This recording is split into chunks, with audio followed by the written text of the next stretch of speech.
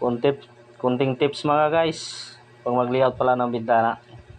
Ginagawa ko dyan, kinukuha ko yung kabuuan sukat, tapos sisintruhan ko, depende sa laki ng bintana na binigay sa inyong sukat. Tapos pag nakuha ko na yung sintro, gagawin ko dyan guys, mamarkingan ko. Pagkatapos huhulugan ko yan.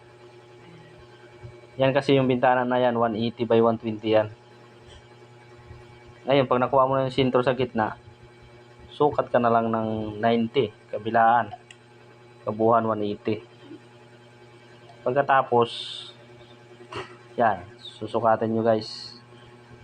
Tapos, hulugan nyo. Yan. Ay, nahulog na nga para. Pagkatapos nyo tayo guys. Sukatin nyo naman yung baba guys, kaya nahulog na. Yan lang guys, kunting tips. Thank you for watching guys. Salamat sa panonood.